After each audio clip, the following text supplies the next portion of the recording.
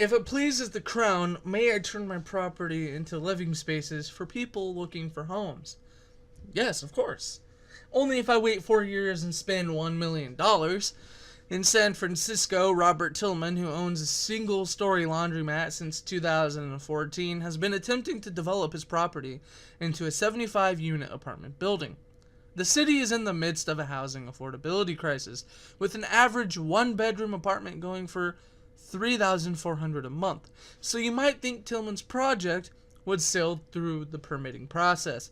Instead, the city's labyrinthine process of reviews, regulations, and appeals has dragged on for 4 years.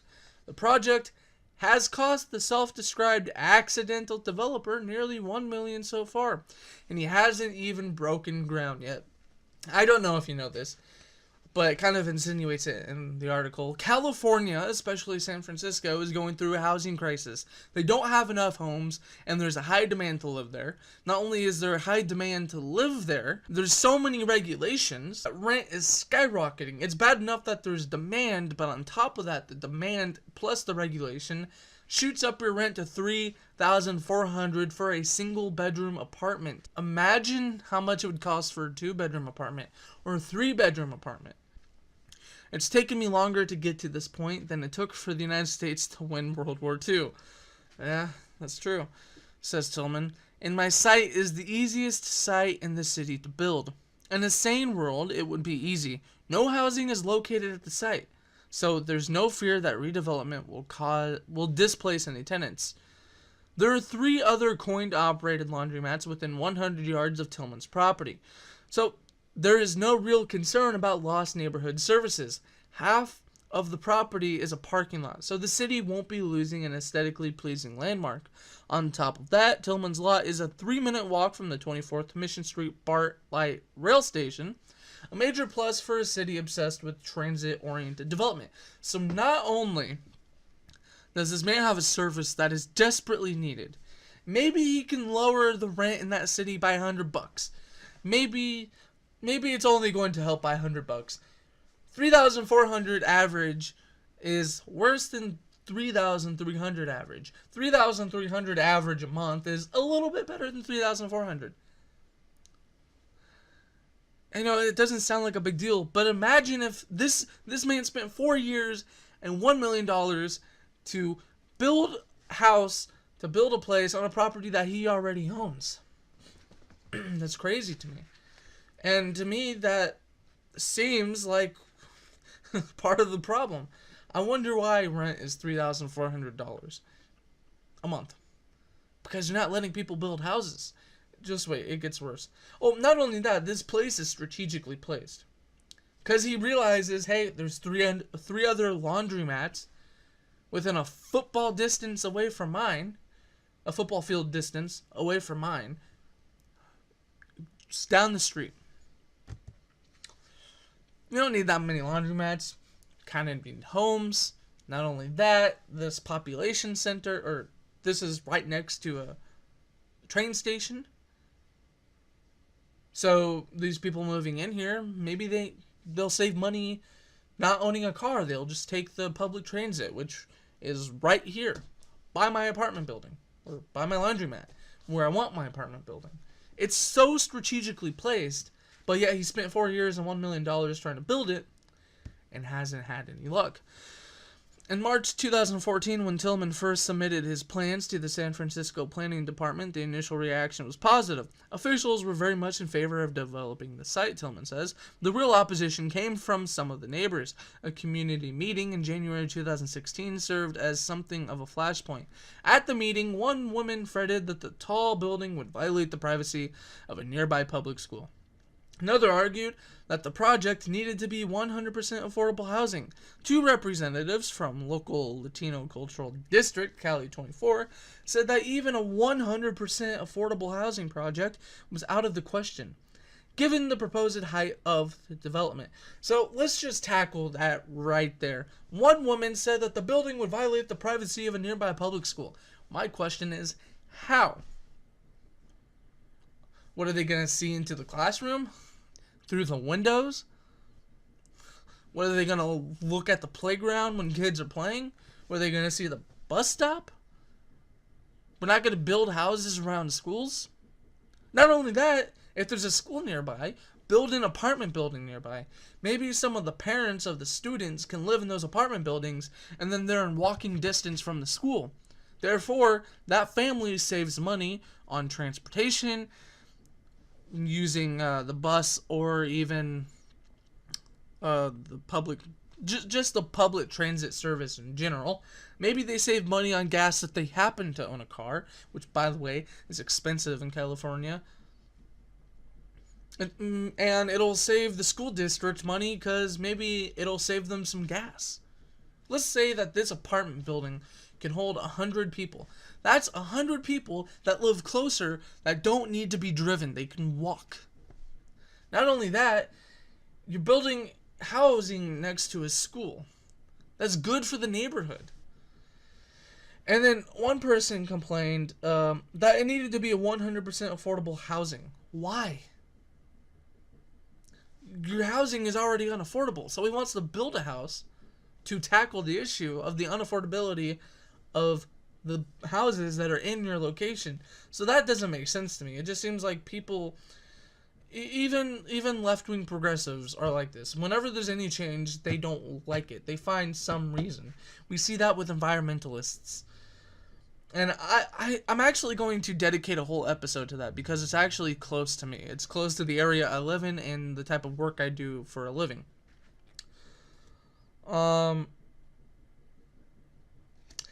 they made a big deal about the proposed height of the development, even if it was 100% affordable, which is absolutely ridiculous. Yes, it's probably going to be pretty tall, so what? And they'll cover why the height is a problem, and I'll address that. When Tillman said he saw his project as necessary so people like his daughter could afford to come back and live in the city, one particularly motivated activist said she wished his daughter was killed in the terrorist attack. So you want to talk about all these left-wing progressives that, especially females, that talk about all the rape threats they get. This man is trying to build an apartment building, and somebody wished that his daughter would die in a terrorist attack. So it goes both sides. It's not just right-wing people that are, or men that are threatening women or leftists or Muslims or whatever. Left-wing people do it too when it comes to the environment, and sometimes even vegans and vegetarians. They'll do that type of shit all the time. And to me, that's ridiculous. We act like it's a one-sided thing. I recognize that it comes from both the left and the right. It's kind of a tangent, but whatever. Nevertheless, Tillman persisted, working with the planning department to change the design of his development where necessary and spending tens and thousands of dollars more on various impact studies. That includes $6,500 on a wind study, $5,000 on a shadow study, and $189,000 in city fees by the end of 2017. Meanwhile, the San Francisco Planning Commission, which oversees the planning department and is responsible for approving new developments, continued to push for changes. So, I'll address that one by one. A wind study, $6,500 on a wind study. I get that you put an obstruction and there'll be some draft. The wind will change direction slightly. It'll go around the buildings. That's so... You're putting a slight effect of a building redirecting some wind over the lives of people struggling to find a living space, living paycheck to paycheck. You're putting the wind and the slight consequence of a single building displacing some of that wind over people who need homes and cheaper homes and who need something that is convenient for them. A home that is next to a school and next to a public transit center. And then a shadow study, $5,000. A shadow study in California, by the way. Oh God, we're putting this building that might cast a shadow over the playground of these school children. That's going to block out some of that hot-ass sun that they have down there in California. And then, of course, with regulation and other rules, you have to pay $189,000 to the city, basically for permission and getting all the right fees and permits. That's just one thing. Parroting many of the mission activists' concerns, Commissioner Rich Hillis complained that the design was bulky and a bit out of character with the neighborhood, while Commissioner Catherine Moore said that erecting an 84-foot-tall building would be like plopping a foreign object into this area and not thinking about the consequences, thanks to California's state density bonus law, which restricts localities' ability to reject housing developments that reserve a certain percentage of their units for below-market tenants. The commission was largely prevented from imposing new conditions. After another 3-month delay, the commission voted on November 30th, 2017 to approve the project.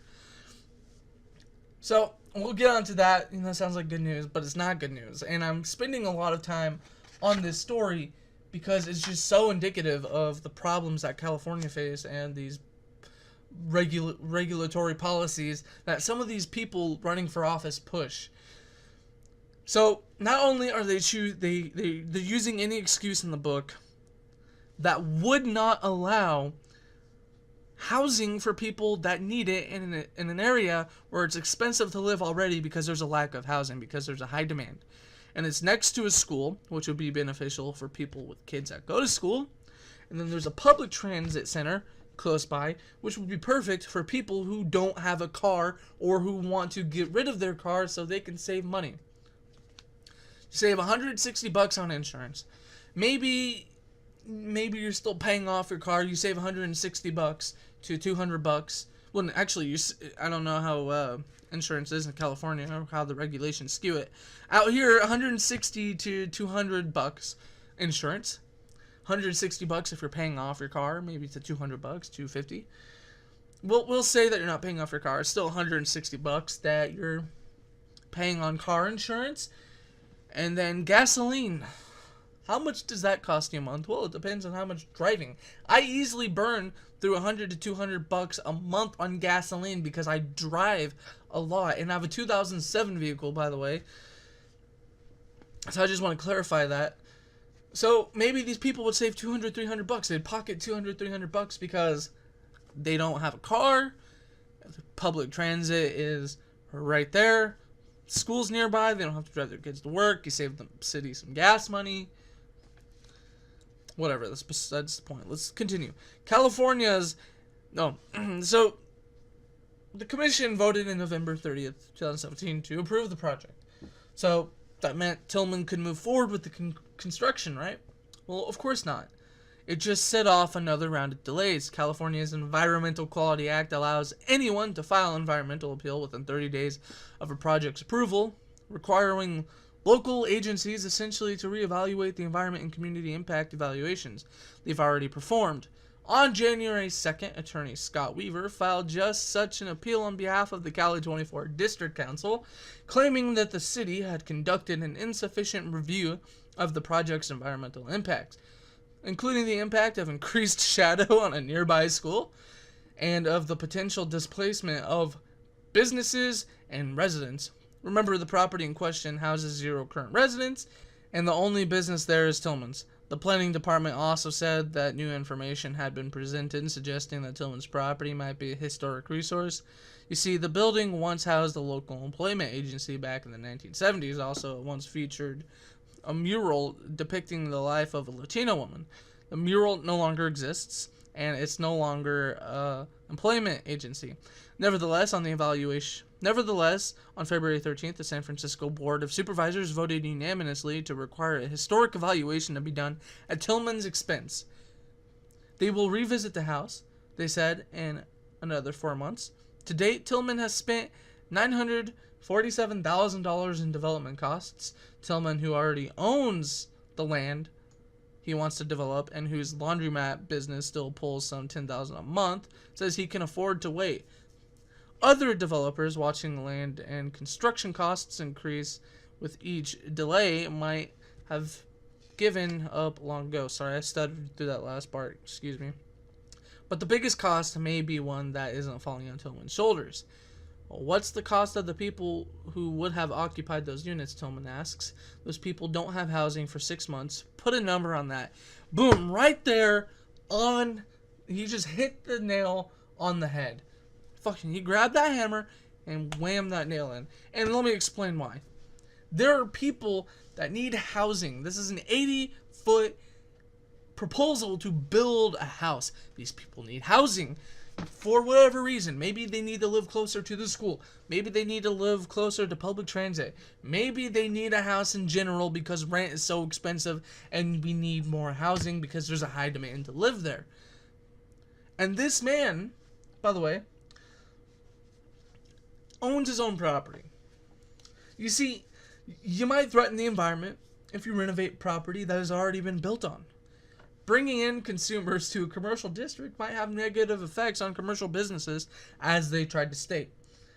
I love these stories because I don't even need to write jokes. So, you're probably wondering, why is this in an episode about government forests? Well, what happens if he builds on property that he already owns, that he's already built on? All he's doing is building higher, and he's renovating his current space and building higher. He's not taking up more land. It's already in property that he owns. And because it might cast a shadow over the school, it might ruin business somehow by bringing in consumers. If he decides to build much needed housing for people that need housing, who's going to show up to enforce the laws that he broke? The police? Hey, you built this 80-foot building that casts a shadow over the elementary school, so here's a fine. And if you don't pay that fine, you're going to jail. I hope I can build these much needed homes, if I may. I wouldn't want to subject school children to shadows in California with heat.